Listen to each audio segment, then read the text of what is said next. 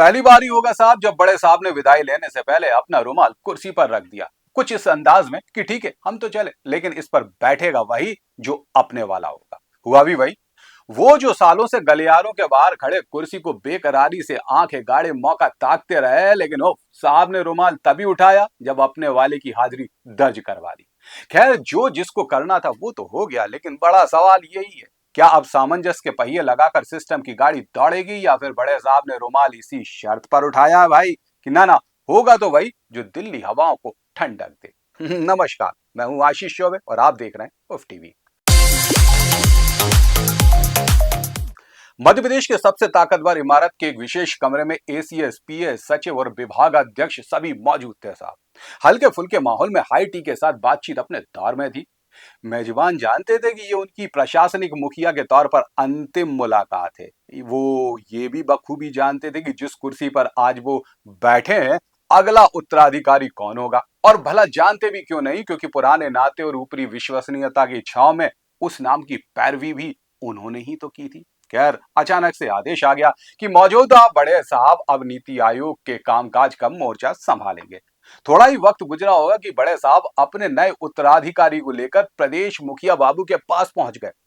मुस्कुराहटें अब तीनों चेहरों पर थी, लेकिन एक सवालिया निशान के साथ साथ अब 2.5 साल चली आ रही वक्रीय चाल क्या कदम ताल में बदल जाएगी। अच्छा, भटकती सूत्रों की मान ले साहब तो नए बड़े साहब थोड़े थोपे और थोड़ी सहमति की सीमा में आते हैं। सामंजस्य की मिसाल है हालांकि वो।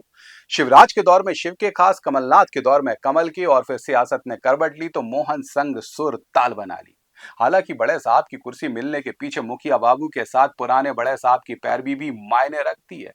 दिल्ली का विश्वास बनाए रखना भी उनकी लक्ष्य की सीमा में ही आता है। इसलिए अब नए हालात में ये सारे समीकरणों को संतुलित करना भाई किसी चुनौती से कम ना होगा। राज्य के खास हुए तो दिल्ली पलटी, और दिल्ली के खास हुए तो राज्य रूठा। अब यदि कारवाहक से ठसक के साथ बड़े साहब बनना है और आगे जाकर एक्सटेंशन के सपने देखना है, तो उनको तुम्हारी जय और तुम्हारी जय भी करनी होगी, है ना। खैर, नए बड़े साहब के आने के बाद इंतजार है तो वो है बड़े प्रशासनिक फेरबदल का। पुराने बड़े साहब के चलते कई ट्रांसफर अभी अटके थे।